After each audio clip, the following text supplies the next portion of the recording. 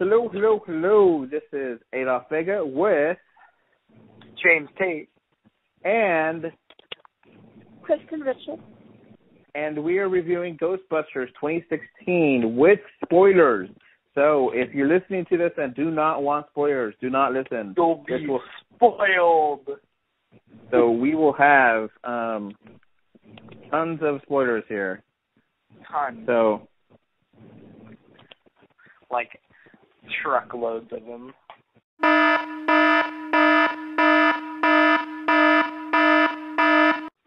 Yeah, so what do you want us guys start with first?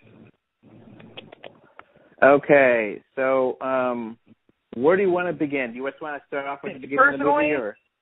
Me personally, I'm just going to begin with the opening scene. I know we're not going to go through the entire film chronologically. We're just kind of skip around like we did last time. But I just want to say, that opening scene, I hated it. It was bad. I didn't like it because it didn't have anything. All right, the scene where I guess you go into a house and then there's someone explaining at the haunted mansion, and it's like a whole gag to get the first ghost out in the screen. That scene, right? Yes. All right. So what do you think of that scene, Kristen?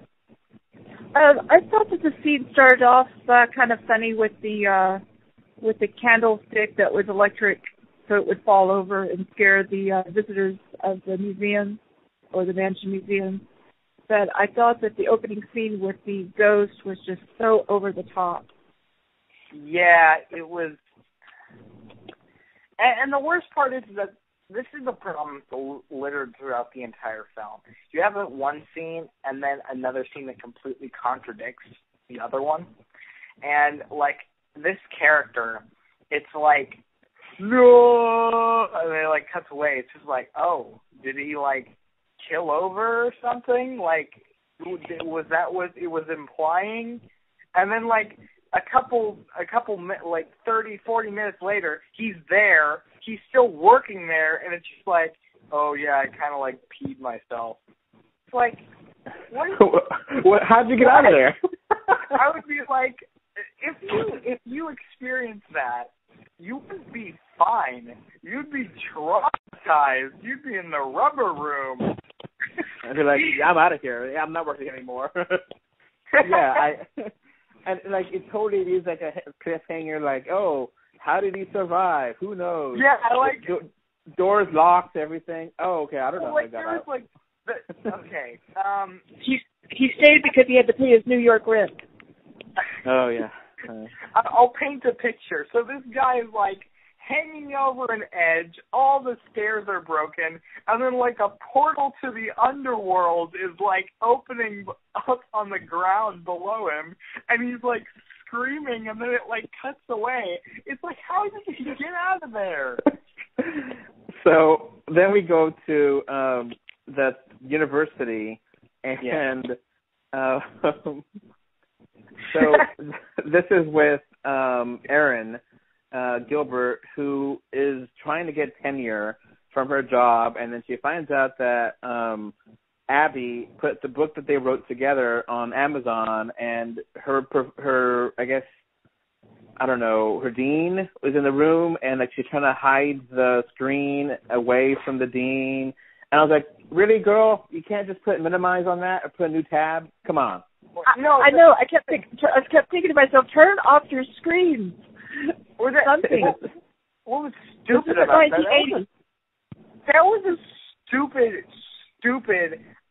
thing that felt like, okay, if you published a book 20, 30 years ago, maybe you could get away with not being recognized for it.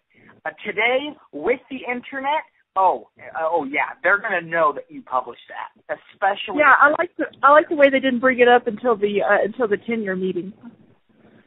Yeah. Yeah. I like they just found out about it. Yeah, that's completely unrealistic. And okay, to me personally, that's also, it feels unrealistic that, and I mean, yeah, there is a kind of, ha-ha, you believe in ghosts. Yeah, I don't think that'd get you kicked out Unless you were trying to teach that in, like, a math class, maybe. Yeah, if you're going out of your way and teaching that instead of actually teaching what you're supposed to, which it looked like she was trying to be a teacher, but no one went to her class, you know. Yeah. So I don't. And that's another thing. I have no idea what the point of that was, because she just gets fired. She doesn't do anything there. You know what I mean? So then, that went nowhere. As I say, the humor of the book, of the man bringing the book and insisting that she wrote it with her picture in it and everything, kind of made me think back to Austin Powers about his book about the erectile dysfunction. I don't know. It seemed like that dragged on and on. I was like, okay, we get it. You know, for me, I was just tired of it. So we go to Abby. She meets up with Abby and try to talk her out of it. And that's when we meet also Jillian Holtzman. And, you know, she's complaining about the Chinese food and about the wontons. It's like, oh, okay, who cares? For me... the weird hat that never appears again. Whatever. Yeah, I don't... There's a lot of that. There's a lot of things that are just like, oh, is that supposed to be significant? Oh, we're never going to see that again, aren't we? So... And you are talking about the Abby Yates character with the hat, aren't you? Yeah, well, no, like, there's a character, or the how they walk in, and she's got, like, a metal thing on. Oh, that's right. That thing was never seen again. She said it was, like, important, and, that never appeared again. Yeah, it's sort of, that part kind of made me think about Back to the Future with the mind-reading device. Yeah. But, I mean, it's not like it was explained like that. But at least they had a resolve in Back to the Future when he says this damn thing doesn't work. You know, that was funny. Exactly. And then the fart joke that for me just kind of like, you know what, man, that's just no. It's like, oh, I have a recording of a ghost. You want to hear the ghost recording? And I was like, oh, here's a ghost recording, and it's a fart joke. I was like, really, movie? That's how you're gonna play this? That's my god. I was laughing so hard. I was crying. It wasn't because I thought that was funny. It was because the humor was just as bad, if not worse, than I thought it would be. And right, you were just surprised they had the audacity to be so stupid. Yeah, that's why I was laughing. I was like, this is stupider than I thought it would be. Like, See, it might have worked if they built up to it, like you start hearing a ghost, and then they hit it. Then, you know, that could have been funnier that way, you know. But they just went right to the fart joke, and I was like, really, movie? And then, okay, fine, they're going to start a new company. Where did they get that money from? She just got fired. And the other woman got fired too, which didn't make any sense because the dean apparently doesn't know about a department in his, under him. Because he's just going to fire the ghost, paranormal activity text area or whatever. I was like, and then they steal the stuff, which, okay, fine. But they weren't running away. He could have caught the women with all the supplies that they stole. Yeah, I know. Okay, if you ask me personally, the another major problem with this plot is that the pacing is everywhere. The pacing's bad. Yeah, I agree with that. Yeah, there was no way to go. Well, because it's not very linear. Like the first and second act are a mess. They're a mess. It switches from scene to scene. They have nothing to do with one another, you know. So then, okay, let's move on to the story. What happens next? So they are finding the place, and they find the abandoned firehouse, and they can't afford it. Which actually, that line that said, I did like that. Was funny. That was funny. I did like that. That was a neat way of calling back to the original, but being a kind of more realistic. That's one of the few things I did like about this film. It's like, they got to rent out a place that's above a Chinese restaurant. That's kind of funny. Because realistically, the Ghostbusters wouldn't have that much money. Yeah, so the realtor says, it costs $27,000, and then they're like, a year? No, a month. And she tells her, go to hell. And I was like, yeah, that's go to hell. That's a lot of good money. Even for New York, that's a ton of money. So that was funny. And then, I like that. It makes more humble, Chinese food, okay. And that guy that apparently was just, around a couple of times for a few different scenes, that, I don't know, that guy that is a delivery boy or whatever. I don't get it. I liked how they blew up his motorcycle and he was just, okay with it. He's like, oh, that's unfortunate. Yeah, he's kind of just there. He was a very odd character. And I don't mean odd because, he was only in a couple scenes. I mean, odd because he doesn't act like a normal human. He's just, happy to be in the movie. He doesn't really care what's going on. Yeah. And so they're, testing out, they go investigate the first house. That's the first scene. And then the ghost throws up on the character, and which is obviously a big reference to the first ghost in the first Ghostbusters. The woman that's in the ghost of the librarian or whatever. Yeah. And they try to play it both ways and being scary but not scary. And then eventually they're like, oh, look, we actually, did this and had the video and showed it off on YouTube. And actually, I thought that was funny when they were commenting about the YouTube commenters. I thought that was actually pretty good. I don't know if that was actually, meant to be that way or if they edited it in post, but that worked. Yeah, that works. So then no one believes them still. So then they have a skeptic, which is the first cameo of the great. What was the cameo, Kristen? It's Bill Murray. Bill Murray. And I'm trying to think of the character that he played. I don't remember the character, but yeah, Bill Murray, and he's a skeptic. He goes over there to investigate, and he makes them all mad, or they make him all mad. So then they release the ghost, and apparently it pushes him out the window, and he dies. And he dies. He just died.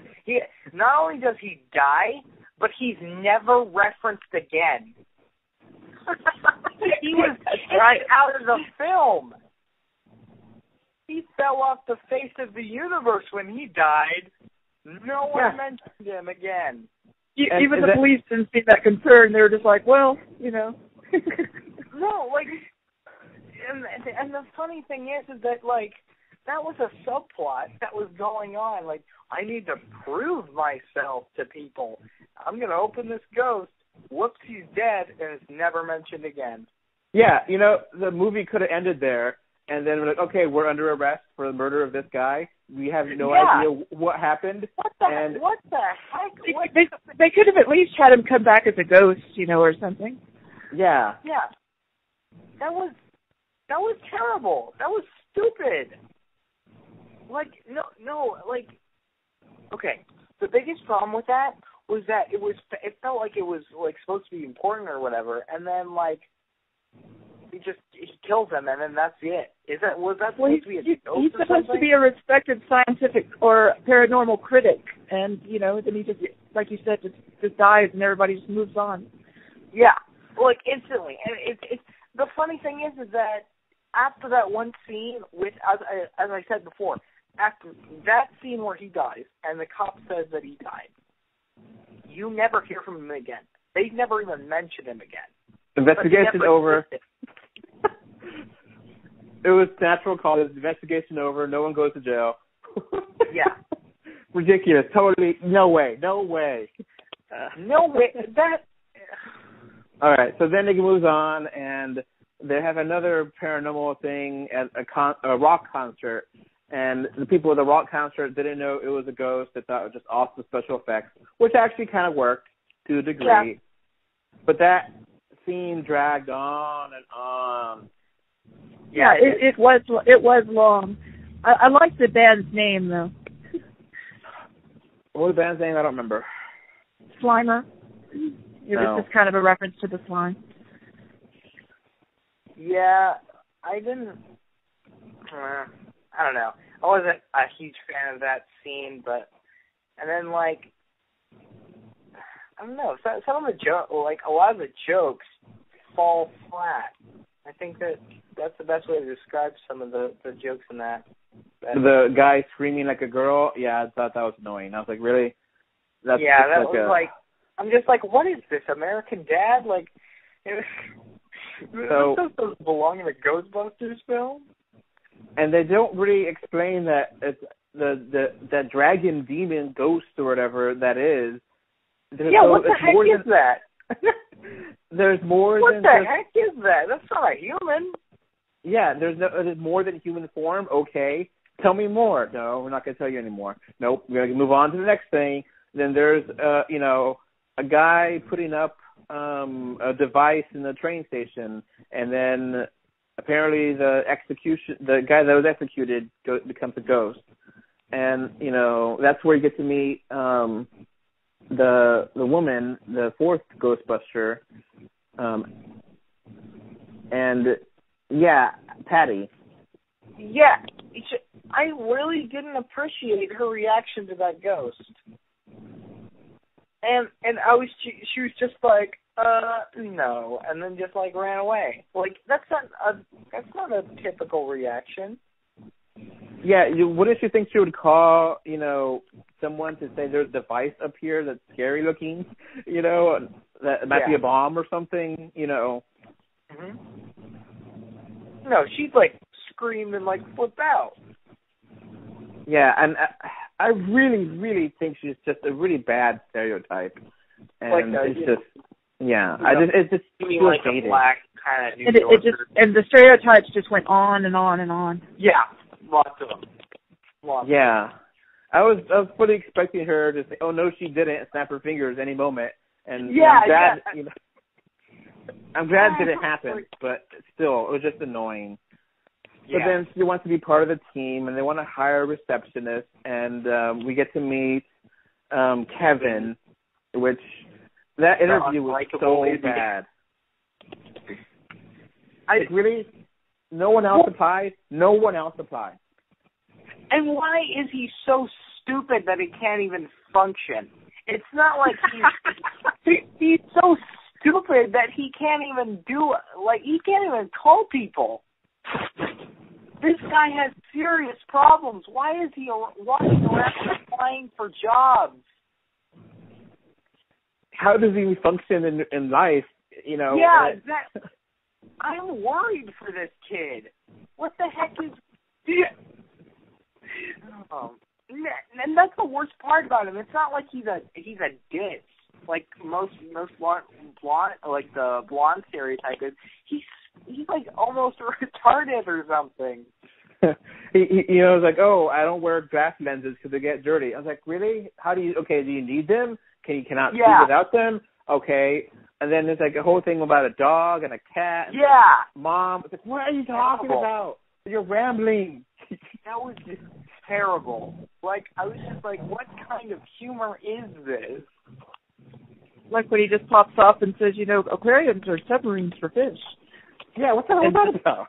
And all the scenes he's in are, I don't know what it is, but like they're always really creepy. And by that, it's like for some reason is it Aaron? Yeah. Aaron. Aaron likes him, and she likes him in a very like not a very usual way. It's more of like a really creepy way. Like in particular, there's a scene where, because of course Kevin doesn't like coffee, so he tastes the coffee and spits it out, and then she wants to drink it. It's no, that's not how normal people act, even if they like someone. Yeah, so then it leads to one after that. We figured out the plan of the guy, where he works, and then you go investigate, and then, the mayor tries to stop him. Yeah. And, he has Homeland Security there, and you're like, yeah, we know about this kind of stuff, but we don't want you talking about it or doing anything about it, and you're just let free to do what you want to do, but we don't think you should. It's like, okay, just set them free, okay. You'd think they'd say, if we do this, we'll stop you or something like that, or, Yeah. I thought that the whole thing was sort of pandering a little bit to conspiracy theorists that believe that governments know about aliens and ghosts and things, but they didn't want to. But at the same time, they didn't want to ruin the plot by actually stopping them. Yeah. Yeah. The military were kind of a problem to me because they didn't necessarily do anything. The dance, James. The dance. Yeah. Hundreds of soldiers. Dancing. And, I actually kind of appreciate they did that instead of how the original Ghostbusters had the EPA being a villain. And I was like, I never really got that in the original because I would want the EPA to stop people from having nuclear weapons in a city. I'm sorry. I'm a crazy communist, but I don't think nuclear weapons should be in the hands of civilians. Yeah.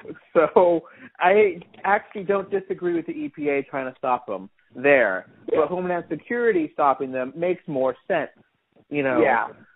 So the mayor, just whatever,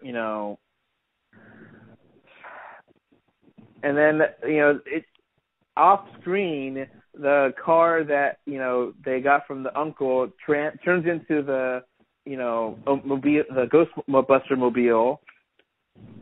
And, I don't know. And then they go investigate the guy, and then the guy dies. Yeah. Yeah, he killed himself. I had planned so long. Just no explanation, just like, bye. Yeah. And, I don't know. How would you know that much about the process of becoming a ghost? Yeah. Like, why do some ghosts, go... Why are they able to come back, and why aren't all of them able to come back? They kind of go into that, but not really with the X and how the dimensional... Why didn't he just do that before? Did he really need to shock himself to kill himself? Was that the preferred method? I know, in front of people trying to stop him. Yeah, and why did he have to wait for them to come? Like, why couldn't he just shock himself? That's what I was saying. Yeah, just do it, yeah. They had to turn it into a big production or something. Yeah, make a big production, and eventually he's able to go into other people's bodies. And that Melissa McCarthy scene was just annoying. We saw that in the trailers with the slaps to the face, and I just thought that was really bad. Also, I don't believe that she was strong enough to fight off a possessed ghost while keeping up the Egon clone. She was pulling her up, but at the same time she was fighting a possessed ghost who had superior strength and that didn't sit well for me. I was just like, you can't be doing both. You're not the Hulk. Yeah, when she was trying to hold him on the edge of the window. Yeah. I didn't believe that at all. And then later on, when he becomes Kevin, when he embodies Kevin, he's talking about how much stronger he is. And it's when he was in Abby Yates' body, he had this he was a lot stronger in that one too. Yeah. I don't know. That's kind of weird. So someone could have just slapped him, and then the ghost would have been out of him too. That's all they needed. Yeah, that was. It had to be Patty slapping him. I also kind of don't like how they immediately think, it's possession. That's what, and you need to slap him. No, they never encountered that before, ever. They maybe theorized about it, but they never encountered it.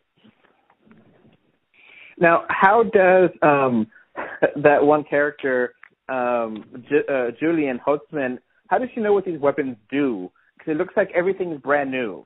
They never done this before. They don't have any screen, they're like, oh, this does this. It's like, how would you know that? How do you know?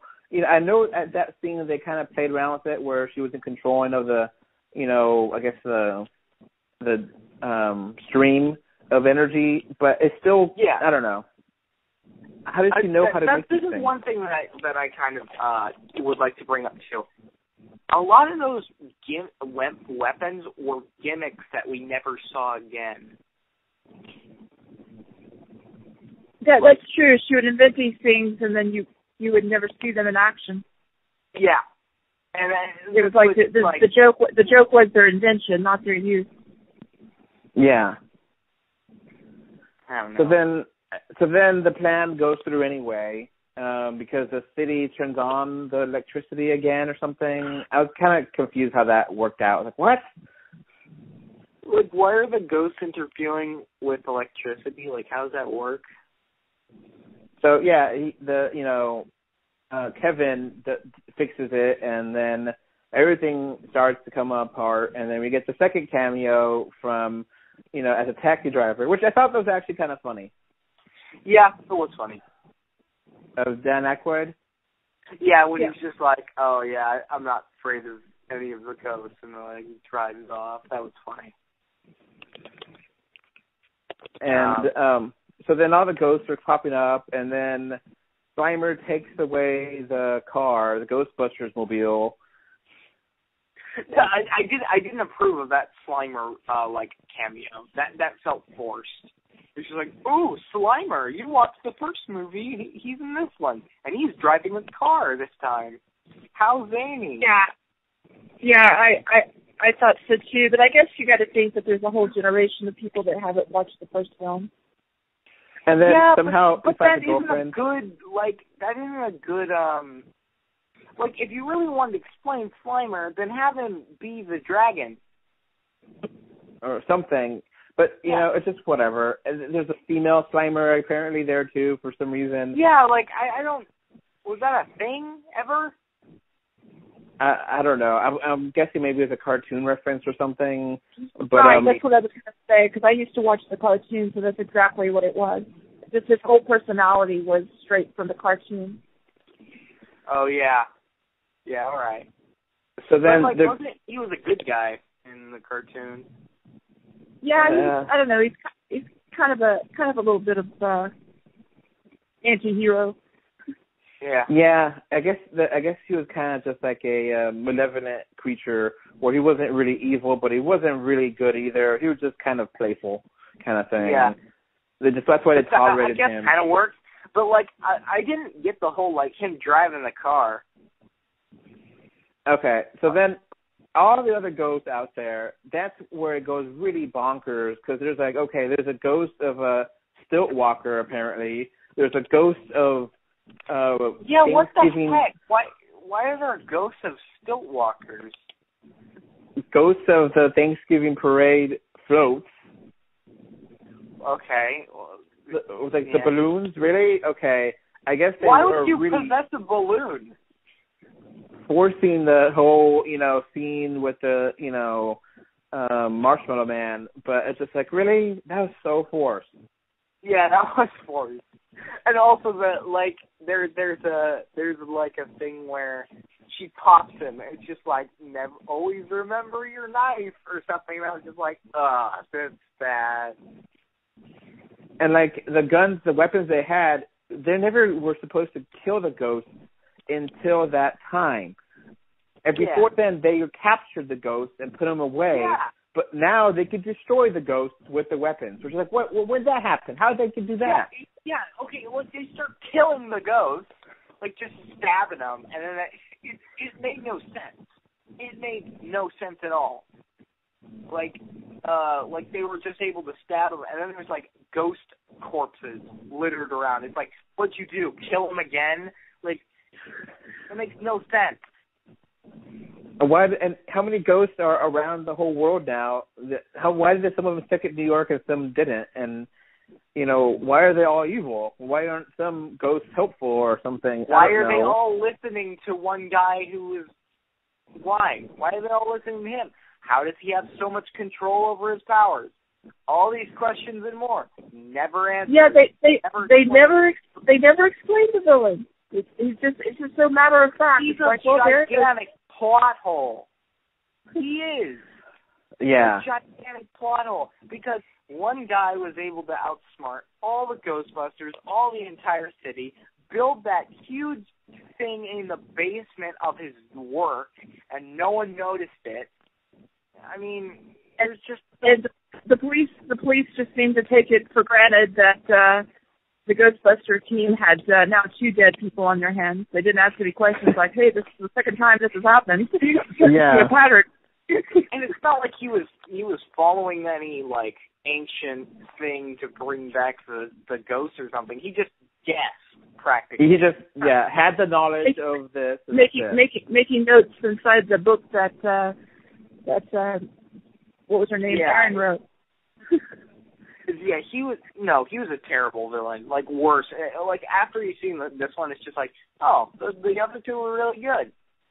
Yeah, and that scene, we forgot to talk about that scene. When he died, I was like, thank God he's gone. What scene? Where they get the logo for the Ghostbusters. I was like, oh, really? Yeah. The graffiti guy. It's like, oh, shut up. Yeah. This film was actually, the entire film was leaked on, like the summary of it was leaked on Reddit like 5 months before this film was released, so I pretty much knew what was going to happen. But yeah, that was stupid. Chris, what do you think of that scene? Which scene? I'm sorry, you were breaking up. All right. So they're explaining, they have like a guy, they're in the subway, and he's a graffiti artist, and then they make a logo basically for the Ghostbusters with that graffiti artist, with the ghosts and everything. Yeah, I don't know. It was kind of convenient, just the way that what was her name? Julia just walks up and says, "Oh, that's a good logo." Was kind of, and it just happens to be the logo from the 80s. Yeah, it's just cheeky. Yeah, why didn't they make a new one? Oh, and then the logo comes to life, which I actually kind of thought that was kind of weird. No. I don't know. Yeah. You mean the final like boss or whatever? Yeah. I kind of liked it a little bit, and the only reason why is because like it's creative. It's creative. That's the reason why I kind of like it. Also, another really interesting thing I really like about that scene is he starts out as like a 2D ghost. Yeah. That was neat. Like he starts out as the logo. Yeah, that was kind of inspired to a degree. So then the ending, the epic ending where we have to make a nuclear bomb and that will seal the breach. And Slimer's going to drive into the underworld hole. It's going to explode, and then for some reason, everyone is going to be pulled into it. That was definition, like I said before, Deus Ex Machina. And he just arrived in the nick of time. I hated exactly. That was so convenient. So, perfect. He could have just driven to Nebraska, for God's sakes, and then the movie would have been ended, and everyone would have lost. But no, he decided to come back. I don't get at any point how she would be able to take a rope, go into the underworld, grab her, and then get pulled out. That's away from. And then have this touching friendship reconciliation moment in the underworld. Yeah, that's just because here's the problem. It has to be believable in its own universe. I know that these films are not the real world. Obviously, it's fiction. But the thing is that it has to be believable in its own world. And this film isn't. And I'm basing this on the previous film because the previous Ghostbusters team probably had a little bit more experience, and even they wouldn't be able to do some of the stuff that they did. Yeah, they don't set up any ground rules at all with the ghosts. And they mention all this hocus pocus, technobabble. Oh, if we do this and this. Oh, yeah, I didn't like that. I didn't appreciate it. It's like, when am I watching 60s Star Trek? This is unbearable. Yeah, where they just make up things as they go along. Yeah. So, yeah, that babble was just like, whatever. You're trying to explain it, make it sciencey, but it's just crap. It's just crap, whatever. You know, well, it doesn't sound sciencey. It sounds like science fiction, unless you can tell it's false. You know, they could have had a montage of explaining ghosts, what they know, you know, what a Class 5 apparatus is versus a Class 4. It's like a Class 5 apparatus. Like, what does that mean? They never explain what that means. Yeah, I don't get it. And, you know, the problem is that, you know, this film, it seems like a mess. That's the problem with it. It's forced. It's forced. And the story, like, besides the characters, we went over why the characters don't work in this film for the most part. Well, in this one, we're dealing about the story. The story doesn't work on a lot of levels. It does have some points of interest. I do like some of the directions that they did. Like, for example, them renting out a Chinese place or whatever, or them, you know, the logo, or some of the things that they did with that I thought were neat. But none of the things really affected the story. The story itself is a cheap knockoff of the original. And it does a bad job, too. See, and I think they could have avoided a lot of comparison if they really tried to be more different. They so many times referenced the old movies and tried many elements to the university. They could have just said, we're not part of a university. We're just doing our own thing, and we figured it out ourselves. And they mocked those. Why couldn't they have a completely different origin? Just be really ambitious. Don't even set it like you don't even have to set it in New York City. Just set it. Yeah, exactly. Like I was thinking, maybe not even New York City. Maybe just another big city, and have a completely different story, completely different characters, and just kind of avoid those tropes. You know what I mean? Yeah, they could set it in Dallas, and you know, be like, okay, totally different story. We're not in New York. We're in Dallas. Totally different universe here, and you know, totally different characters, and you know, maybe they could actually be ghost hunters, and they found some technology, or it could be another way of saying it. Okay, you know? I thought of a good one. Good one. Okay, so actors, they're all women actors. They've been hired to do a show that's ghost hunting. So they think it's a joke or something. So they go off, and then they find real ghosts. Now they have to deal with them. Boom. Maybe. I don't know. It's just a nugget of idea. So then at the very end, you figure out that the last Ghostbuster was the uncle, which I saw that coming a mile away. Yeah. I was just like, oh, it's him. And then they get to the fire station, and then they have, like, the credits scene that keeps going on with the dancing, and then clips from the movie that were not, like, in the movie. Yeah. There are clips that aren't in the movie, that are in the trailer. It's like we gave you all of these scenes in the movie that didn't add anything to the plot, but we still have scenes at the end of the movie to show you. Yeah. You mean like the scenes in the ending? Yeah. Yeah. It's like, you know, we had all the fillers of the whole movie, but here's some more filler. Yeah, another thing I noticed about this film is that it has a really abrupt ending. It just, like, ends.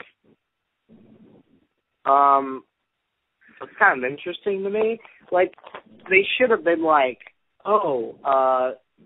they got a call for Ghost, and then they all gear up, and that's the end of the film. Like, I really don't. This film has a lot of problems. Well, yeah, okay. So they end it with, there really wasn't a ghost problem. I was like, come on, really? No, come on.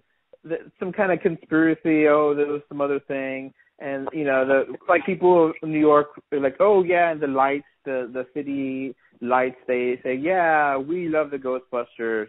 It's like, whatever. There's no way. They're trying to have it both ways. That's the problem. They're trying to have people unaware but aware at the same time. So, like, yeah, it just...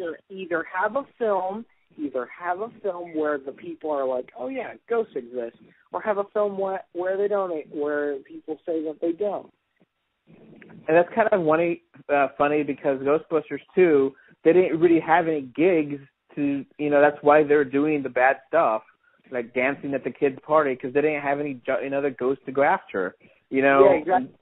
So that's, I guess they kind of explain that away and like, oh, well, the portal opened up and there's ghosts everywhere now, but where were they before? Was this the first time it ever happened? How did they get the machines to get this going? How did it, it just doesn't make sense. And, the thing they want more than anything else is the fire station.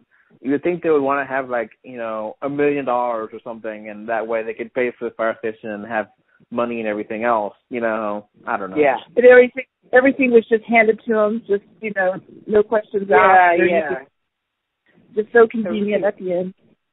Also, that's one unrealistic thing is that the biggest concern that the government has is not that they have potentially very dangerous weaponry and like vehicles because they're powered by nuclear, but they're just concerned about people knowing. That's unrealistic. You know what I mean? Yeah, the ghost seems to be less of a threat than nuclear weapons. So yeah, it should be the other way around. It should be people wait. These weapons are dangerous because you did see that they did do damage. Yeah, they did. They could explode. So, and there doesn't seem to be any kind of contaminant where they could actually hold the ghost. I guess there's a scene at the very end, the post credits to one of the scenes where they have the last cameo. And then I guess that was how they contained them, but it wasn't explained what that was. You know what I'm talking about? Yeah. With what's her name as the last cameo? Christin James we're talking about? I think so. Let me check. It was the woman that was in the Ghostbuster movie? They had the secretary in there. Yeah. Oh, the secretary was in there too, yeah. Are you talking about Gillian's mentor? I think so. Yeah. I will go for it. That was Sigourney Weaver. Yeah. And that was her mentor. That was like, okay, whatever. I thought they kind of hinted toward that was almost Gillian's girlfriend. I don't know. I did not catch that, but I was walking out of the theater. I was like, whatever, I'm done with this. Was there a post-credit scene, Kristen, at the very end, or no? There were a few scenes. I'm trying to remember what they enlightened on. I just remember I kept sitting there thinking, why weren't these in the film? But it's almost like they wanted to save them for the end so they could have the end credits for people that enjoyed the movie. It's almost like credit scenes have become almost the new norm of films, especially comedies. Okay. And it's almost like they had to save some of the good scenes for the credits. Okay. Well, I really, really hated this movie. Do you have any last words, James and Kristen? I'd just like to say that I'm sad that I'm never going to be able to. I walked out of this film sad only because I know that I'm never going to be able to see Ghostbusters 3 ever. I think the game, for what I hear, the Wii game is probably the best. Is basically Ghostbusters 3. Yeah, and it's kind of sad because that's something that was always hinted. But with the death of one of the Ghostbusters, it was just. Guess they couldn't do it. It's strange that they got Bill Murray to do this scene for that character, but they couldn't get him to do a script for all these decades to do another movie. that kind of bothered me too, because he was like, "Oh yeah, I'm on board with this," and that was weird. That was a good job of them actually conceding that. And everyone was expecting there to be cameos, but I didn't hear or know anything about them beforehand. So that was actually good that they kept those secret. Yeah, that was good. So, yeah, I think we both agree. Me and James are more negative, obviously, but it's not the fact that the women, it's the fact that it's a bad movie. You know, yeah, we don't care. Yeah, if like they were all guys, then this would still be a terrible film. Exactly, because I think the women are a gimmick. Yeah, guys just not any props at all. Yeah, because like them being women don't change anything about the plot really when you think about it. Yeah, but okay. they get audiences to come to the movie. Yeah, that's it. I guess they get I guess it's a way to get controversy, and controversy is, blood of Hollywood. They want to get excitement, and even if it's negative press, it's some press, But, yeah, it looks like the box office is going to be number 2 to Secret Life of Pets. So I don't know if that's going to be enough money to be a sequel. So we'll see. Is it like doing well? Is that well? Like $35 million, I think, which is not too good. But I mean, it's not horrible. I think Life of Pets is like 45 or something. It kept number 1, but it's still number 2. So we'll see how it does the rest of the world wise. I think they're thinking of making another Ghostbusters movie that's with guys, and it just, I don't know if it's like a sequel to this or if it's just a side story or what. But, yeah, I think there's supposed to be a different movie, which I don't know if they're going to be like a franchise and just have, West Coast Ghostbusters or whatever. But it was pretty evident to me at the end of the film that the producers had plans for another movie. Okay. Well, I guess it's going to be. They're already in the works. Yeah, they're always trying to make sequels out of everything. So, all right, that's going to be pretty much it. Any last words? Not really. All right, Kristen. I didn't catch James' comment. James said not really. No other last words. You don't have any other comments? Well, I guess I would just tell viewers to go watch it and form your own opinion. You've been warned about the plot issue. And, I think it's good that we had a woman's perspective. And, even if you liked it more than us, you still don't think it's a great movie. It's not the best comedy. It wasn't a great movie, but like you said, comedy is subjective. So it's one of those things where we could all agree that it was disappointing, I guess. In one way or another, it was not as good as it could have been. I think that's a pretty easy thing we all agree with, right? Exactly. James, you agree? Yep. All right. Bye. Bye. Bye, guys. All right, so that's going to wrap up this podcast. Remember to like, comment, favorite, subscribe, love, whatever. Heart it, do something. 3D or 2D.com can be found on Facebook, Twitter, Instagram, YouTube, iTunes, Google Play, Stitcher Radio, and SoundCloud. And if you want to send us email, our email address is email3d or 2d at gmail.com. And thank you again for listening. Bye. Thanks. Bye. Bye, everyone.